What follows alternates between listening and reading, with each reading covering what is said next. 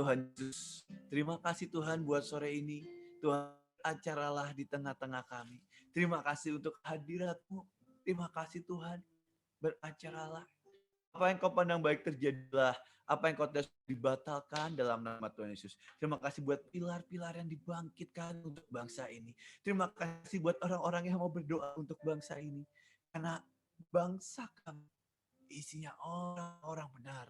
Sampai setiap lidah mengaku dan setiap lutut bertelut. Terima kasih. Hamba serahkan semuanya dalam nama Tuhan Yesus. Amin. Oke, halo semuanya. Oh ya nggak apa-apa, ini ada apa ini? Kenapa ada Google matiin aja? Oke, semuanya, thank you buat semuanya, saudara, teman-teman semua, saudara semua. Sejujurnya buat saya, buat sharing di tempat ini, buat sharing kayak gini nih, saya jarang banget lah. Mungkin kalau saya dihitung jari buat sharing di Zoom, mungkin ya paling berapa kali. Dan buat saya ini rada pengalaman pertama lah. Saya sejujurnya kalau ditawarin dan ditanyain, saya lebih senang buat sharing langsung di mana.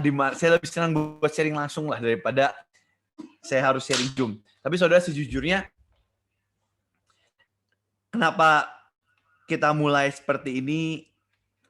Satu kali kira-kira beberapa tahun yang lalu, waktu itu saya lagi temenin Pak Yusak, saya lagi nemenin Pak Yusak Cipto, saya lagi temenin di kamarnya. Dan waktu saya lagi temenin, saya lagi duduk di sebelahnya, beliau lagi doa, dan habis itu ditanyain sama saya, sama Tante Lani, kita keluarga, kita tanya, Kong itu lagi mikirin apa?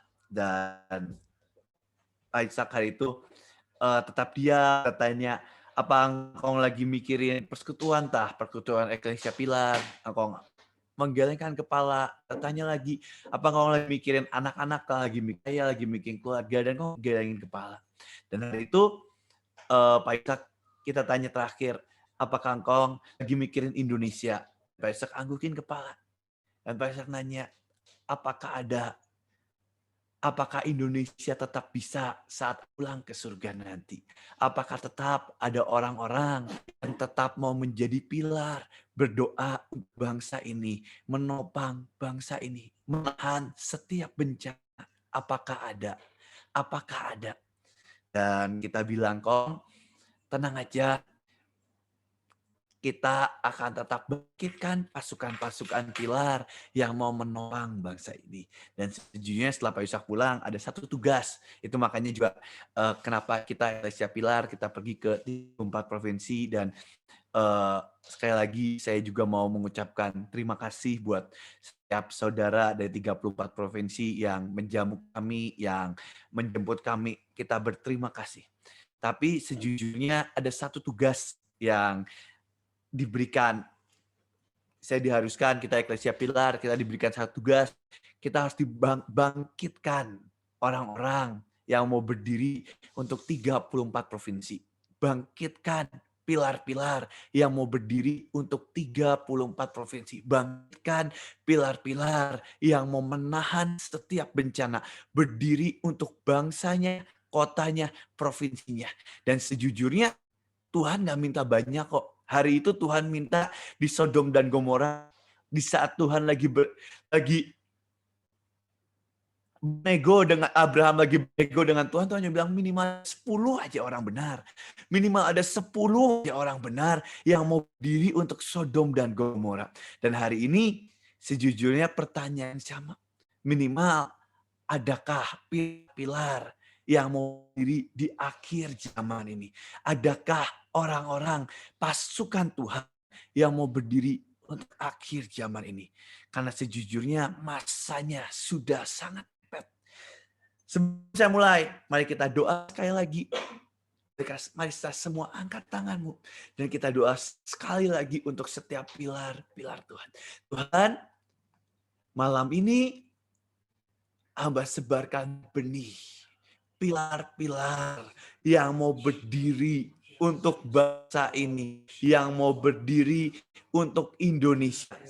Malam ini kami perkatakan setiap pilar-pilar dari 34 provinsi dibangkitkan di dalam nama Tuhan Yesus. Orang-orang yang berdiri untuk bangsa pulaunya. Orang-orang menahan setiap bencana. Beracara ya Tuhan, hari ini pilar dibangkitkan di dalam nama Tuhan Yesus. Amin. Mari kita mulai, saudara.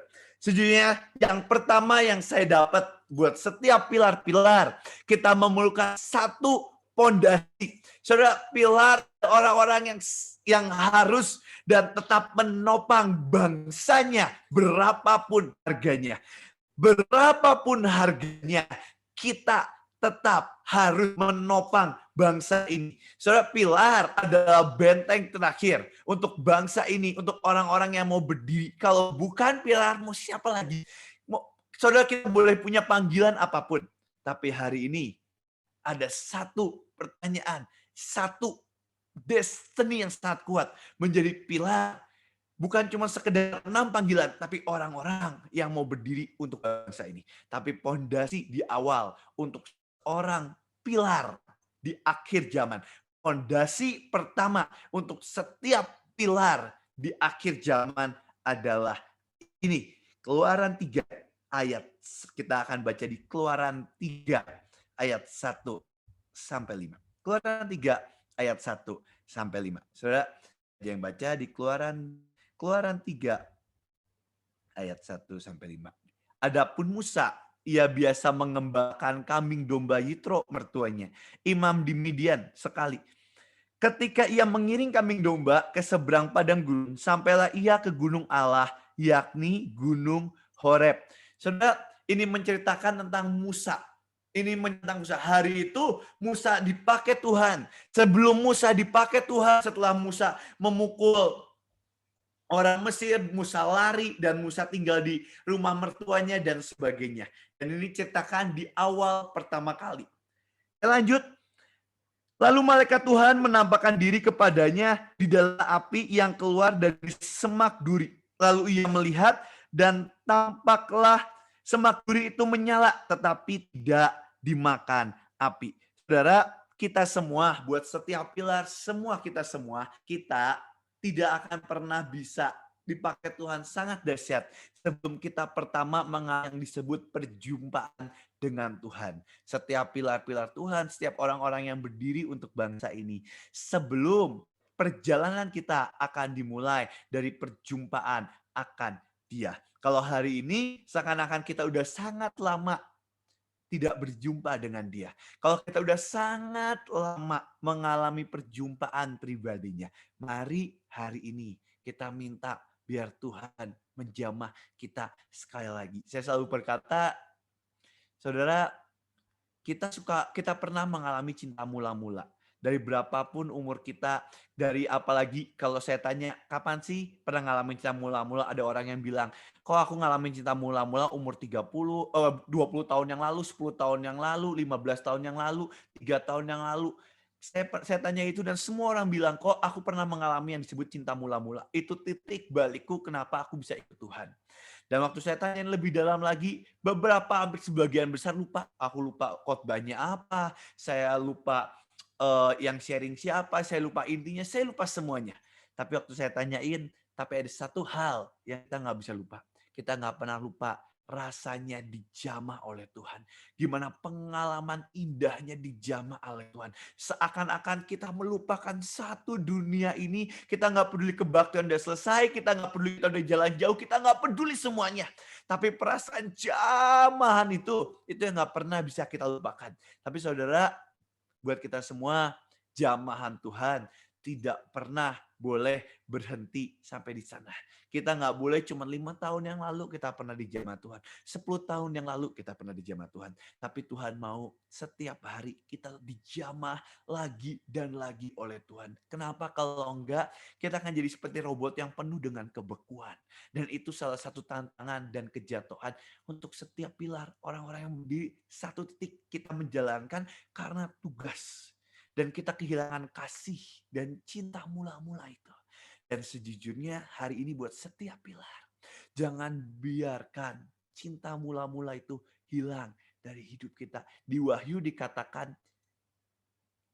aku mencela engkau karena kamu telah kehilangan cinta mula-mula. Saudara, bahkan di The Message dikatakan it's a Lucifer fall. Itu kehancuran Lucifer. Saudara, saya sering banyak banget ketemu banyak pilar-pilar dahsyat. Setiap kali saya temenin konsep pelayanan, mereka dipanggil sebagai pilar dahsyat banget. Tapi satu titik banyak yang jatuh dengan kebekuan dan kehilangan cinta mula-mula. Mari setiap pilar kita minta lagi untuk Tuhan jamah kita. Kita minta lagi untuk Tuhan jamah hati kita. Setiap kali kita pergi kemanapun, kita minta jamahan Tuhan. Kita berdiri tengah KKR, kita berdiri tengah manapun. Tapi sebelum kita lakukan itu, bolehkah kita minta Tuhan, jamah aku dulu. Sebelum kau pakai hidupku menjamah orang lain, mari jamah aku dulu. Lanjut, saudara. Ketika dilihat Tuhan bahwa Musa menyimpang untuk memeriksanya, berseru Allah dari tengah-tengah semak duri itu kepadanya, Musa, Musa. Dan ia menjawab, ya Allah. Saat Musa melihat perjumpaan ilahi, satu kata yang pertama muncul, Musa, Musa. Dia memanggil nama kita. Saudara, tadi kemarin saya sharing di persekutuan. Saya sejujurnya sekali lagi, buat saya sharing di Zoom ini pengalaman-pengalaman baru lah. Saudara, saya kemarin sharing. Tuhan Yesus, seorang Tuhan, anak Allah datang dari surga, turun ke dunia untuk kita, anak manusia, menjadi anak Allah, menjadi anak Allah dan tinggal di surga kelak. Tapi saudara, pertama kali dikatakan firman pertama, Musa, Musa. Ia memanggil nama kita. Dan ini yang dasar, saudara. Tuhan Yesus datang ke dunia dan dia berkata, pakai namaku. Lakukan segala sesuatu dalam namaku, dalam nama Yesus. Tuhan meminjamkan namanya, memberikan namanya, ini pakai namaku, nama Yesus, nama yang sangat dahsyat. Saat kita berkata setan pergi dalam nama Tuhan Yesus, saat kita berkata orang lumpuh berjalan dalam nama Tuhan Yesus, kita pakai nama Yesus, nama yang dahsyat. Tapi ini yang hebatnya, tapi Yesus pergi ke surga, membawa nama kita ke hadapan Bapa. Yesus hari ini sedang menceritakan nama kita satu persatu di hadapan Bapa. Ini loh Bevis. Ini loh si A, ini loh B. Bapak, ini Bevis. Ini Bevis anakku, pilar yang berdiri untuk bangsa. Dan firman Tuhan berkata, dia menjadi perantara. Dia menjadi perantara antara Bapa dengan kita. Dan dia sedang memanggil nama kita satu persatu. Dia sedang memanggil nama kita satu persatu di hadapan Bapa. Lanjut. Lalu ia berfirman, ayat 5, janganlah datang dekat-dekat. Dan ini perintah pertama Tuhan kepada Musa. Saudara, inilah perintah pertama Tuhan kepada pahlawan iman. Dan saya mau bilang ini pondasi awal untuk setiap pilar kita bisa menopang bangsa ini sampai pada kesudahannya. Kalau nggak kita pasti nggak sanggup. Kalau nggak kita pasti hancur. Saudara, satu hal sejujurnya saya bikin sangat saya sedih. Saya suka ngobrol sama Pak Yusak, saya suka ngobrol sama beliau. Dan beliau suka bilang, Bev, engkau punya teman hamba Tuhan ini, engkau punya teman hamba Tuhan A, hamba Tuhan B, hamba Tuhan C. Dan saya suka dengar dibilang, engkau bilang, di awal mereka lebih dahsyat. Mereka sangat dahsyat. Mereka dipakai Tuhan dahsyat dengan mujizat dan sebagainya. Tapi saya suka dengar banget. Dan saya suka bilang, saya suka sedih banget. Saya dikatain. Tapi yang A akhirnya jatuh. Yang B akhirnya jatuh. Yang C akhirnya jatuh. Teman-teman, saudara semua. Kita dipanggil Tuhan. Kita dipanggil Tuhan. Bukan cuma untuk memulai pertandingan dengan sangat dahsyat. Tapi kita dipanggil Tuhan untuk mengakhiri pertandingan kita juga dengan sangat dahsyat. Kita bisa memulai dengan sangat dahsyat. Tapi pertanyaannya, masih adakah orang-orang yang mengakhiri dengan sangat dahsyat? Dan tantangan pilar, ujian pilar untuk tetap setia, menopang setiap tugas yang diberikan berapapun harganya. Saudara, saya pernah pergi ke 7 jemaat. Dan di 7 jemaat ada satu bangunan Satu sisa yang nggak hancur sampai hari ini di jemaat Philadelphia. Dan saya lihat ada 3 pilar yang tetap berdiri kokoh dari zaman Paulus sampai zaman hari ini. Saudara, tantangan seorang pilar adalah kesetiaan dan tetap berdiri berapapun harganya. Orang lain boleh meninggalkan, orang lain boleh meninggalkan kita, orang lain boleh ngomongin kita, orang lain boleh apapun. Tapi tantangan pilar untuk kita tetap berdiri berapapun harganya sampai akhir. Banyak orang dipanggil, banyak orang memulai pelayanannya dengan sangat dahsyat. Tapi sedikit yang bisa mengakhiri dengan sangat dahsyat. Tapi cuma sedikit yang bisa mengakhiri dengan sangat dahsyat. Saudara, saya lihat hidupnya Pak Yusak. Dan saya bersyukur banget saya bisa lahir di keluarga ini. Saya sangat bersyukur. Saya lihat orang-orang kaya, orang-orang hebat. Saya lihat waktu saya temenin beliau datang ke rumah sakit, doain orang dan sebagainya. Dan saudara, saya lihat sebagian besar orang, waktu mereka di akhir hidupnya, mereka mengakhiri hidupnya dengan ketakutan. Mereka takut menghadapi maut, mereka takut menghadapi kematian, mereka sangat takut. Tapi satu kali waktu itu saya temenin beliau di rumah sakit. Dan hari itu beliau lagi di rumah sakit, beliau lagi di rumah sakit di Bandung, di Sentosa, di rumah sakit di Bandung di Sentosa. Dan hari itu pas beliau lagi di Sentosa, keadaannya udah kurang sehat dan dokter bilang ini sebentar lagi lewat. Nggak berapa lama, benar saya lagi duduk nemenin beliau di kasur rumah sakit dan saya lihat ada detak jantungnya dan benar nggak lama tiba-tiba detak jantungnya berhenti. Dan waktu detak jantungnya itu berhenti, tiba-tiba ruangan di rumah sakit menjadi panik. Setelah menjadi panik, suster datang, pencet bel, telepon dokter dan sebagainya. Dokter lari, terus seperti kayak di TV-TV, saya lihat ada alat denyut jantung yang buat kagetin jantung. Dan dokter datang, dokter bawa alat denyut jantung, dikasih di apa saya nggak tahu, ditempelin ke dada beliau, dada Pak Yusak. Dam. Dan pas saya dilihat ditempelin, bam, dari denyut jantung yang mendadak mulai ada bangkit. Tit. Pas detik jantungnya mulai bangkit, tiba-tiba saya lihat satu kata-kata dari beliau. Beliau bilang, keluar dari mulutnya, Tuhan, kenapa nggak jadi? Dengan muka yang kecewa, Pak Ishak bilang, Tuhan, kenapa nggak jadi? Kenapa nggak jadi aku balik ke surga? Kenapa nggak jadi aku balik ke surga? Banyak orang, mereka takut menghadapi kematian. Tapi saya lihat bagaimana orang-orang yang bisa sampai garis akhir. Seperti firman Tuhan katakan, maut di mana sengatmu, kita tidak pernah takut menghadapi kematian. Kita pergi ke 34 provinsi, orang berkata kita kacau. Kita pergi ke bangsa-bangsa, orang berkata kita aneh. Tapi orang-orang yang berada di garis perjalanan yang Tuhan mau, kita tidak pernah takut menghadapi kematian. Lanjut, tapi ini firman Tuhan.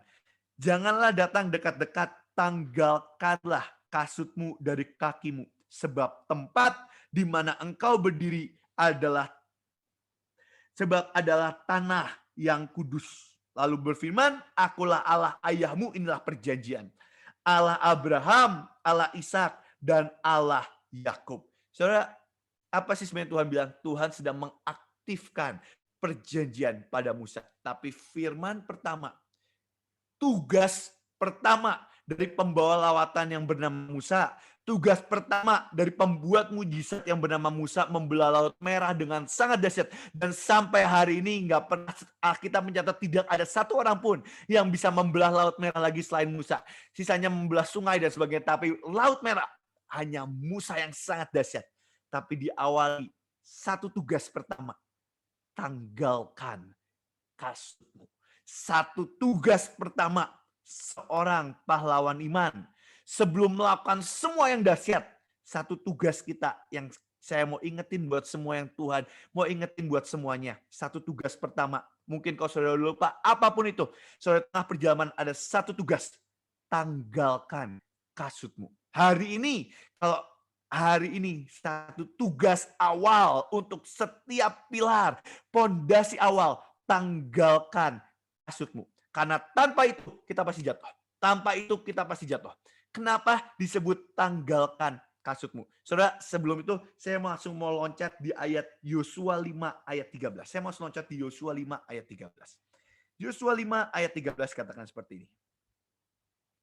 Ketika Yosua dekat Yeriko, saat Yosua mau menghadapi peperangan, ia melayangkan pandangnya, dilihatnya seorang laki-laki berdiri depannya dengan pedang terhunus di tangannya.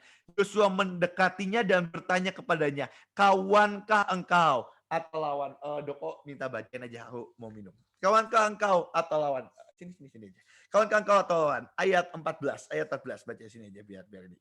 Boleh. Ayat 14. Jawabnya, bukan, tetapi aku panglima bala tentara Tuhan. Sekarang aku datang, lalu sujudlah Yosua dengan mukanya ke tanah, menyembah dan berkata kepadanya, apakah yang akan dikatakan Tuanku pada hambanya ini? Saudara, ini awal mula Yosua sebelum menaklukkan tugas yang diemban dilanjutkan dari Musa. Awal mula sebelum Yosua melakukan semuanya, menaklukkan Kanaan, tanah perjanjian. Awal mulanya Yosua sejujurnya menanyakan pertanyaan konyol, kawan atau lawan. Tapi Tuhan berkata, no, aku bukan kawan atau aku bukan lawan. Tapi ini awal mula perjalanan yang sama yang pernah Musa lalui. Dan hari ini generasi selanjutnya ini yang dilakukan oleh Yosua. Dan Panglima Bala Tentara Tuhan itu ayat 15 ini firman buat Yosua. Sebelum Yosua menaklukkan tanah perjanjian, sebelum setiap raksasa dibantai, sebelum Yeriko diruntuhkan, sebelum semuanya itu, firman Tuhan kepada Yosua, satu firman yang sama yang pernah dikatakan kepada Musa, satu perjalanan awal yang sama yang pernah dilakukan oleh pendahulunya Musa, perjalanan yang sama yang Tuhan kasih tahu, yang ajarkan kepada Musa, perjalanan yang sama yang akan Tuhan ajarkan ke Yosua. Dan ini yang Tuhan ajarkan. Dan Panglima Bala Tentara Tuhan itu berkata kepada Yosua, tanggalkanlah kasutmu dari kakimu. Kata-katanya sama, sebab tempat engkau berdiri itu kudus. Dan Yosua berbuat demikian. Saudara, kenapa saya mau bilang ini? Kita adalah generasi Yosua. Di zaman awal, puluhan tahun yang lalu, ada Pak Yusak Cipto, ada Pak Petrus Agung, ada Pak Daniel. Mereka adalah generasi Musa. Mereka one man show. Pak Agung dengan sangat hikmatnya, Pak Yusak dengan mujizatnya. Satu orang menarik lawatan sangat dahsyat. Tapi hari ini, generasi itu tidak boleh selesai. Visi Tuhan. Musa badannya boleh selesai. Musa boleh mati. Badannya boleh selesai. Pak Agung hidupnya boleh selesai. Pak Yusak Cipto hidupnya boleh selesai, boleh meninggal. Pak Daniel hidupnya boleh selesai. Tapi izinkan saya katakan seperti apa yang Alkitab katakan. Tapi visi Tuhan, tapi perjanjian Tuhan, tapi mimpi Tuhan atas bangsa ini tidak akan pernah selesai. Kenapa? Karena ada kita yang melanjutkannya. Karena ada orang-orang yang memegang tongkat estafet dan melanjutkannya. Tapi perjalanan yang dialami oleh Musa, perjalanan itu pun harus dialami oleh Yosua. Dan saya mau bilang, perjalanan yang pernah dialami oleh Pak Yusak Cipto sebelum mulai pelayanan yang sangat dahsyat, Tuhan berkata kepada engkau, hineni, tanggalkanlah kasutmu. Dan perjalanan yang sama itu pun yang generasi Yosua kita harus lakukan. Tanggalkanlah kasutmu. Sebelum kita bantai setiap raksasa, sebelum kita menangkan ribuan jiwa, ada satu tugas yang Tuhan mau kita lakukan. Tanggalkanlah kasutmu. Tanpa kita menanggalkan kasut kita, sekali lagi, tanpa kita menanggalkan kasut kita, saya mau minta maaf, Tuhan tidak bisa pakai kita dengan sangat. Tanpa kita mau tanggalkan kasut kita dengan kerelaan tanpa paksaan, Tuhan tidak bisa pakai kita dengan sangat dahsyat. Tanpa kita tanggalkan kasut kita dengan kemauan hati yang bulat, kita nggak akan bisa bertahan sampai garis akhir. Apa sih arti tanggalkan kasut? Mari kita buka di Yesaya 20 ayat 1. Yesaya 20 ayat 1. Boleh kau baca. 20 ayat 1.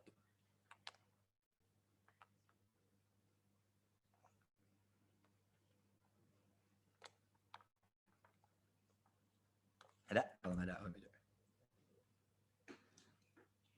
Pada tahun ketika panglima yang dikirim oleh Sargon, Raja Asyur, tiba di Asdod, lalu memerangi dan merebutnya. Ayat 2. Pada waktu itu berfirmanlah Tuhan melalui Yesaya bin Amos firman-Nya, pergilah dan bukalah kain kabung dari pinggangmu, dan tanggalkanlah kasut dari kakimu. Lalu ia pun berbuat demikian, maka berjalanlah ia telanjang dan tidak berkasut.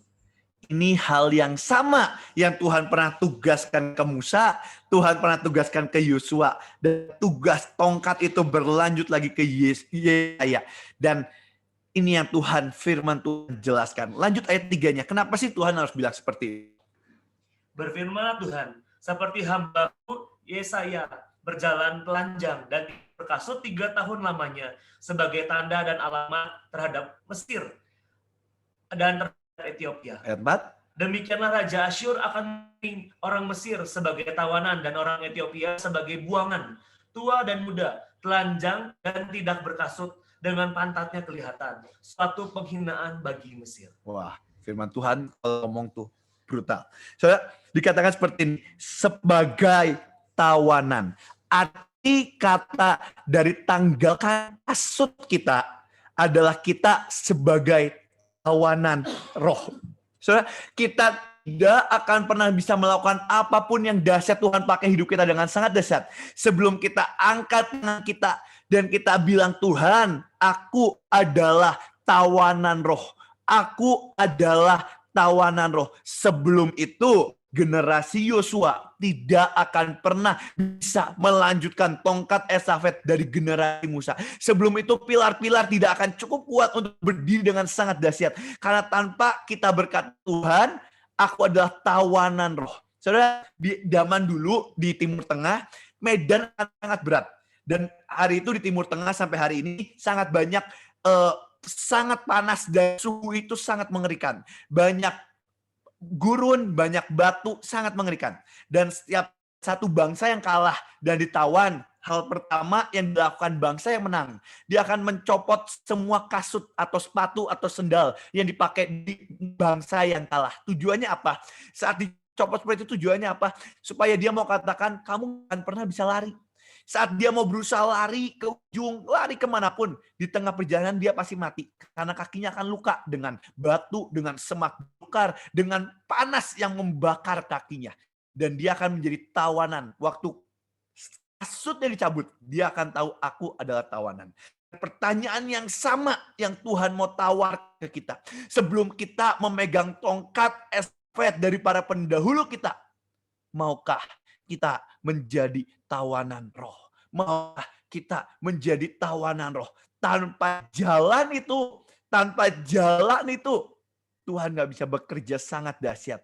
Karena kita masih menguasai diri kita. Tapi waktu kita berkata, Tuhan, aku adalah tawanan roh. Kita berkata, Tuhan, aku biarkan apapun terjadi, Engkau beracara sangat dahsyat. Saudara, mungkin beberapa dari kita suka dengar. Sampai kalau kita ini, kalau di rumah, kita akan selalu doa jam 5 pagi. Setiap jam 5 pagi kita akan doa. Dan secapek apapun, mau sengantuk apapun, jam 5 pagi kita akan doa. Dan jam 2 sore kita akan doa. Saya biasanya kalau beres pulang sekolah, saya diwajibin harus pulang ke rumah dulu. Jam 2 kita akan doa keluarga. Abis itu boleh main terserah. Tapi jam 5 pagi dan jam 2 sore itu nggak boleh nggak doa. Dan ada satu doa yang tidak pernah diucapkan oleh kita sampai kapanpun. Sampai hari ini. Satu doa yang diajarkan oleh Tuhan. Doanya katakan seperti ini, Tuhan, paksakan rencanamu yang sempurna jadi dalam hidupku. Saudara, arti kata paksaan adalah orang yang mengangkat kasutnya dan mengangkat di hadapan Tuhan. Tuhan, aku memberikan kasutku sebagai tawanan roh. Aku memberikan kasutku sebagai tawanan roh. Saudara, ayat terakhir yang saya mau bacakan, habis itu saya mau sharing kesaksian bentar, terus kita doa. Ayat terakhir di Kisah Rasul 11 ayat 26. Kita di Kisah Rasul 11 ayat 26. Gini, mereka tinggal sama-sama dengan jemaat itu 1 tahun lamanya sambil mengajar banyak orang. Di Antiokhia lah murid-murid itu untuk pertama kalinya disebut Kristen. Di sini cerita hari itu tentang murid-murid Tuhan. Dan arti kata Kristen di sini dari bahasanya disebut Kristianos. Untuk pertama kalinya murid-murid itu disebut Kristianos. Saudara, arti kata Kristianos bahasa Yunani adalah budak dari sebuah keluarga atau rumah tangga. Kenapa? Karena di Antiokhia hari itu adalah pusat perdagangan budak terbesar di zaman itu. Antiokhia adalah kota pusat perdagangan budak terbesar di zaman itu. Dan waktu orang-orang melihat itu, dan orang-orang melihat Antiokhia, orang-orang melihat murid-murid Tuhan, para rasul, ketaatannya seperti budak. Mereka tidak punya pilihan sendiri atas hidup mereka. Dan di saat itulah mereka disebut Kristianos atau disebut Kristen. Saudara, perjalanan awal kita, perjalanan awal, dan kalau saya mau bilang itu kunci untuk perjalanan akhir kita juga adalah yang kita suka sebut hineni atau tanggalkan kasutmu. Kita tidak akan pernah bisa sampai garis akhir selain kita mengaktifkan perjanjian hineni. Dan perjanjian itu tidak pernah karena paksaan. Perjanjian itu tidak pernah karena suruhan. Perjanjian itu tidak pernah karena tekanan. Perjanjian itu simple. Cuma karena seorang hati yang berkata dengan bulat, aku mau mengabdikan diriku kepada Tuhanku. Hineni, karena cinta. Tanpa itu kita pasti gagal. Tanpa itu kita pasti gagal. Saudara, Pak Ishak suka ngajarin, jangan pernah lihat hasil. Di tengah perjalanan pelayanan kita, sadar kita suka banget lihat hasil. Saat kita pelayanan, kita doain orang, hal yang paling simpel. Saya doain orang. Saya kemarin diminta doain orang. Saya doain orang. Dan waktu saya doain orang, tanpa sadar, saya akan tanya. Waktu saya telepon, saya doain, sembuh nggak? Udah sembuh nggak? Sebenarnya apa sih tujuannya saya tanya itu? Waktu saudara nanya ke orang-orang yang sakit, sembuh nggak dengan setelah saudara doain? Apa sih? Apa tujuannya biar bisa melihat mujizat Tuhan? Apa tujuannya bisa melihat kemuliaan Tuhan, biar Tuhan dimuliakan? Kalau saya boleh bilang jujur, 10 bahkan kalau saya boleh bilang 90%. Kenapa kita nanya itu? Tujuannya untuk menyenangkan hati kita kok.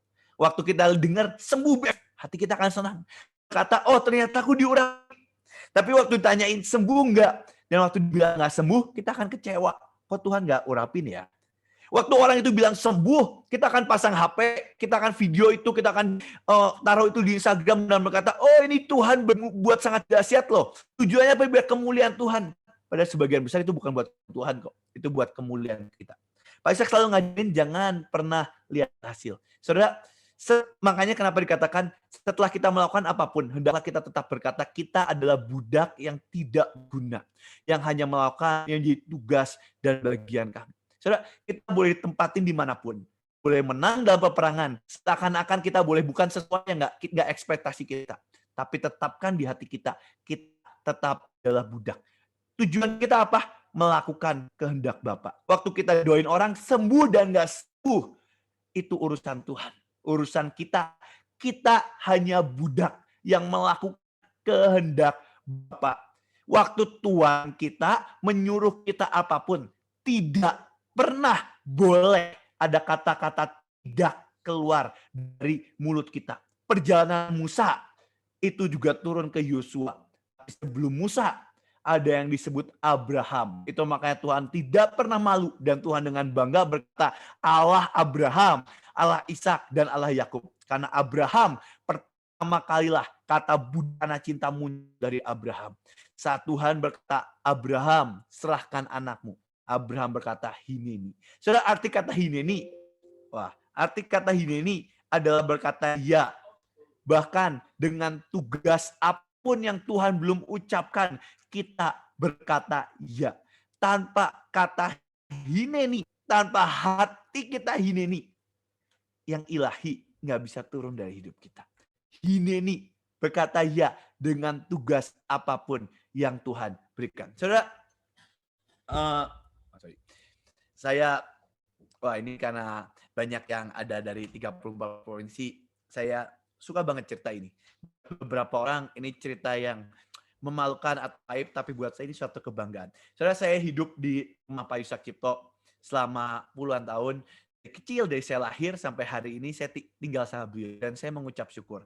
Kenapa? Karena sejujurnya waktu mama saya meninggal masuk penjara, saya ditampung sama Pak Yusak. Dan hari itu saya senang banget. Hari itu waktu itu Pak Yusak udah umur kira-kira 70-an hampir 80. Dan sejujurnya kesehatannya udah kurang sehat. Dan kenapa dijadiin gini? Nggak enakan jadi ini aja. Oh ya.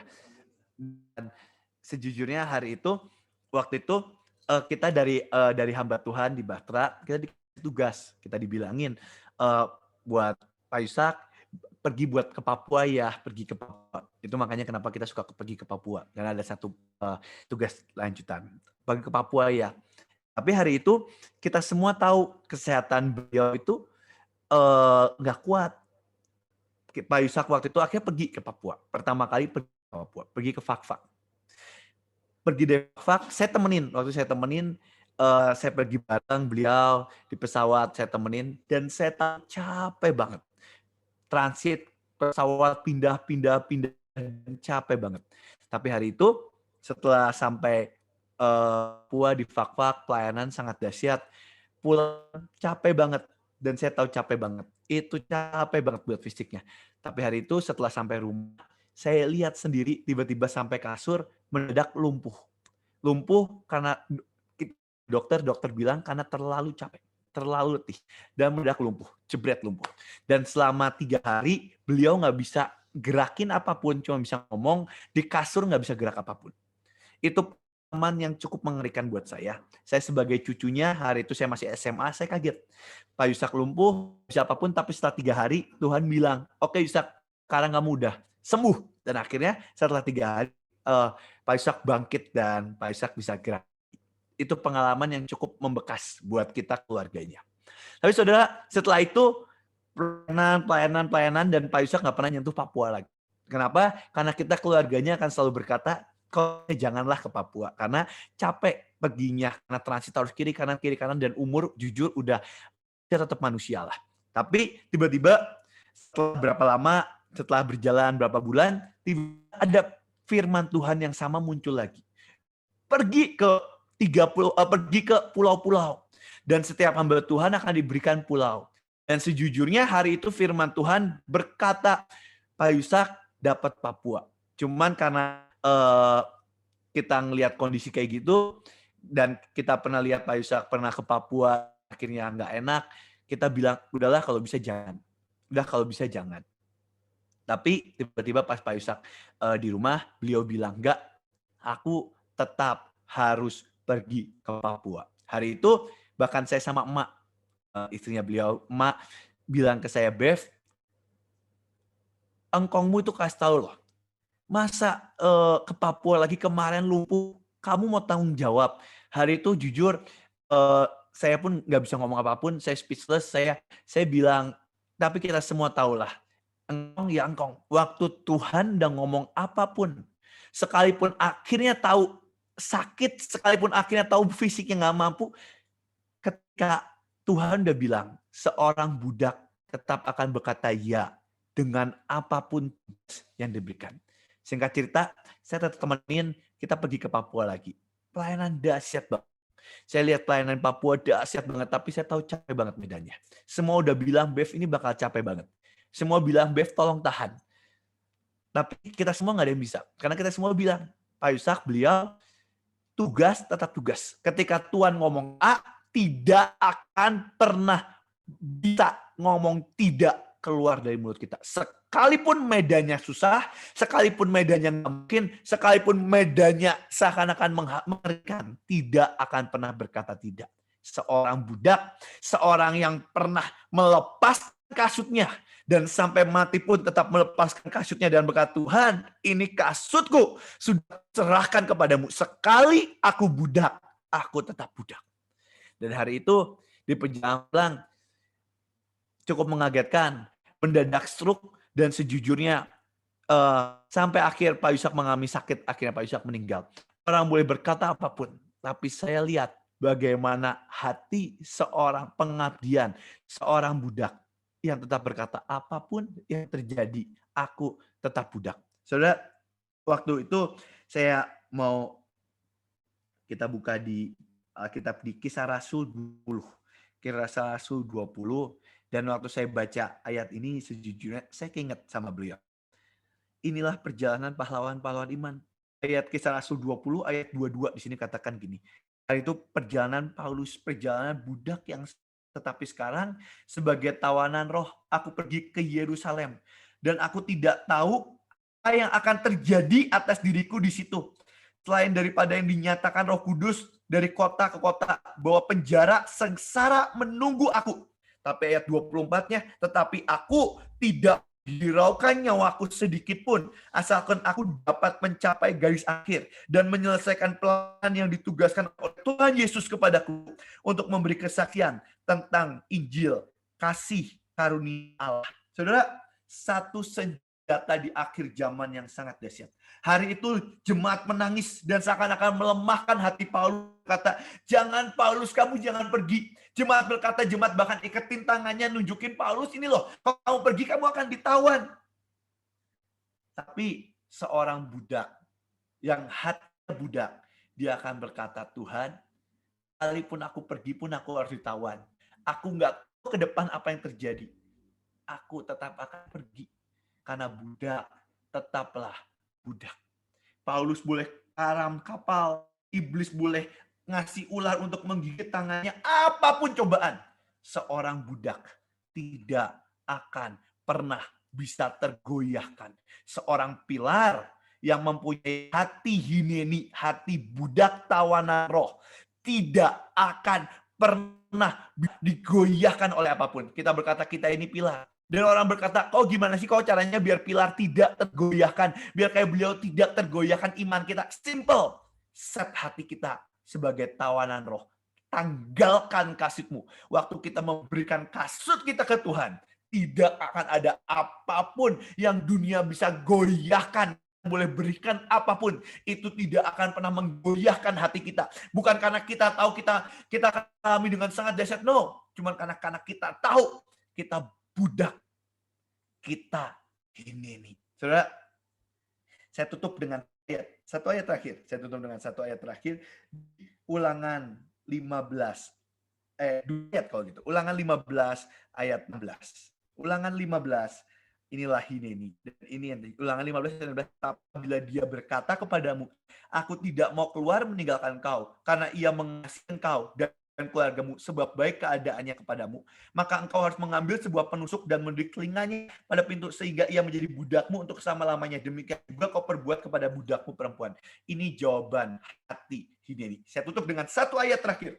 Mazmur 123 ayat 2. Ini pondasi kita, pilar-pilar yang mau berdiri untuk bangsa ini. Mazmur 123 ayat 2. Lihat, seperti mata para hamba laki-laki memandang kepada tangan tuannya, seperti mata hamba perempuan memandang kepada tangan nyonyanya. Demikianlah mata kita memandang kepada Tuhan Allah kita sampai Ia mengasihani kita. Apapun boleh terjadi, yang kita pandang hanya pandang Tuhan. Pilar, kita tidak pernah boleh digoyahkan oleh apapun. Apa boleh terjadi, pandanglah Tuhan. Seperti mata budak memandang mata tuannya, demikian kita memandang Tuhan. Iman kita apapun boleh goyah, orang boleh media boleh menggoyah COVID dan sebagainya, ketakutan boleh dikasih. Tapi pilar, kita tidak pernah boleh tergoyahkan. Kalau kita tergoyahkan, mau siapa lagi yang menopang bangsa ini? Saat Tuhan dan Tuhan kita memberi tugas apapun kepada kita, pergi ke A, pergi ke B, pergi ke C, pergi ke D, jangan pernah ada keraguan dan pertanyaan sedikit pun dalam hati kita. Karena yang kita tahu, kita budak, kita tawanan roh. Dan aku mengabaikan yang di depan. Aku cuma tahu aku ada tawanan roh. Aku pergi sesuai yang Tuhanku suruh. Dan saat kita tahu itu dan kita aktifkan itu, tidak akan ada satupun yang bisa menggoyahkan hati kita. Saudara, saya 23 ban. Habis ini kita doa ya. Saya tuh dengan kesaksian terakhir, saudara. Hari itu, waktu itu saya masih umur 12 tahun. Beberapa cerita saya, mama saya meninggal karena kecelakaan. Waktu itu mama saya sama Pak Yusak Cipto pergi ke Jakarta tujuannya buat berdoa, ke Bekasi buat berdoa buat bangsa ini. Dan hari itu di tengah perjalanan dari jalan tol dari Bekasi ke Bandung ngalamin kecelakaan, ditabrak dan mama saya meninggal. Mobilnya beliau Pak Yusak hancur. Pak Yusak lagi nyetir, mama saya meninggal, Pak Yusak di rumah sakit dan otaknya geser dan sebagainya lah di tengah kesakit ranjang rumah sakit. Tapi ini hebat. Di ranjang rumah sakit saya nggak mendengar banyak orang waktu mereka itu nggak sadar, mereka ngomel. Ada yang ngomel, ada apa yang keluar. Saya nggak pernah dengar Pak Yusak ngomel. Yang saya dengar cuma terima kasih Tuhan di ranjang rumah sakit. Dan hari itu satu kali di tengah mobil hancur, Pak Yusak di ranjang rumah sakit, kita keluarga kita ngumpul. Pas kita keluarga kita ngumpul, ini jarang diceritain, kita keluarga kita ngumpul. Pas kita keluarga saya masih umur 12 tahun. Ini pemandangan saya nggak pernah bisa lupa dalam hidup saya yang menggores saya dan menjadi pondasi yang kuat buat saya. Kayak bayanginnya, saya masih bisa pemandangan sampai hari ini. Hari itu di rumah sakit kita keluarga ngumpul, dan pas kita keluarga ngumpul itu tiba-tiba bilanglah anak-anak Pak Yusak dan sebagainya, kita bilanglah keluarga, yuk kita kumpul uang, tanyain buat apa, terus dibilang sama Iin dan sebagainya, kita kumpulin uang buat apa, kita mau beliin papa Pak Yusak mobil, karena Pak Yusak suka mobil, kita kumpulin uang, kita beliin mobil, biar nggak sedih, ini baru kecelakaan, mantunya baru meninggal, yuk kita kumpulin uang buat beli mobil. Kita kumpulin uang, saya masih anak umur 12 tahun, saya cuma lihat pemandangan, saya nggak komen apapun. Uang kekumpul, saya duduk di samping Pak Yusak, samping beliau, dan hari itu anaknya paling besar, Bu Iin, ngomong ke Pak Yusak. Ngomong gini, Pak, di tengah ranjang rumah sakit, kita lagi bercanda, pertama kita lagi bercanda, semua senang, Pak Yusak ketawa-ketawa, bercanda semua, hahaha. Hari itu tiba-tiba ditanyain, dibilangin gini, Pak, ini kita tuh anak-anak kita keluarga, kita udah kumpulin uang berapa ratus juta lah hari itu buat beliin papa mobil. Karena kan mobilnya engkau kan hancur, kita mau beliin engkau mobil. Ini loh, kita udah kumpul uang, engkau mau mobil apa? Kita beliin. Engkau tinggal bilang mobil apa, nanti engkau keluar dari rumah sakit, mobil barunya udah datang. Jadi engkau bisa naik mobil lagi. Mobilnya kan udah hancur kemarin karena kecelakaan. Dan hari itu saya lihat satu pemandangan yang saya pernah lupa. Tiba-tiba Pak Yusak, dari yang kita lagi ketawa-ketawa, tiba-tiba Pak Yusak mukanya serius. Mukanya serius dan tangannya nunjuk ke keluarga, nunjuk ke kita semua dengan muka yang marah. Pak Yusak bilang, satu kata yang saya nggak pernah lupa. Pak Yusak bilang, jongos tetaplah jongos.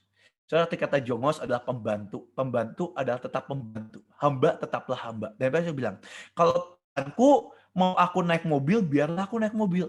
Kalau Tuanku mau aku naik beca, mau aku naik angkot, mau aku naik motor, mau aku jalan kaki pun, biarkan aku tetap jalan kaki. Jangan pernah kasih aku uang 1 sen pun. Aku hanya bisa menikmati uang dari Tuanku. Dan satu kata itu saya nggak pernah lupa, jongos, tetaplah jongos. Saudara, kita boleh jadi pilar yang kuat menopang bangsa ini. Kita boleh diangkat Tuhan, pilar yang diurapi. Kita boleh orang yang sangat dahsyat. Satu kata yang kita nggak pernah boleh lupa dari hidup kita. Jongos, tetaplah jongos. Budak, tetaplah budak. Hamba, tetaplah hamba. Sampai kapanpun, kita tetap budak. Kita memulai perjalanan kita, Musa, Yosua, Abraham, Daniel, Yesaya memulai perjalanan pahlawan iman sebagai budak tawanan roh. Dan mengakhiri juga tetap sebagai budak. Kita hari ini dipakai dahsyat, kita tetap budak. Di surga nanti waktu kita selesai perjalanan kita dengan sangat dahsyat, kita tetap budak. Dan jangan biarkan hati kita tergeser oleh apapun. Pilar-pilar Tuhan Mari tetap berdiri sampai kesudahannya. Ini adalah akhir dari akhir zaman. Sedikit lagi. Dan saya mau bilang buat semua pilar-pilar Tuhan, thank you. Tapi jangan menyerah sampai di sini. Jongos, tetap jongos. Budak, tetap budak. Dan hati kita tidak pernah boleh bergeser dari mengaba dan mengabdi kepada Tuhan. Saat kita sadar itu dan kita aktifkan Hineni, tidak akan ada satupun yang bisa menggeser kita di hadapan Tuhan. Mari kita doa, kita tutup mata kita, doa. Tuhan Yesus, hari ini kami pilar-Mu menghadap. Tapi Tuhan, fondasi awal untuk pilar bisa berdiri menopang bangsa ini, untuk kami membawa lawatan, untuk kami bergerak siap fondasi awal adalah menanggalkan kasutnya sebagai tawanan roh. Kami mengambil keputusan untuk diri kami sendiri. Kami adalah budak karena cinta. Kami adalah tawanan roh. Dan seperti mata budak memandang mata tuannya, demikian kami memandang Engkau.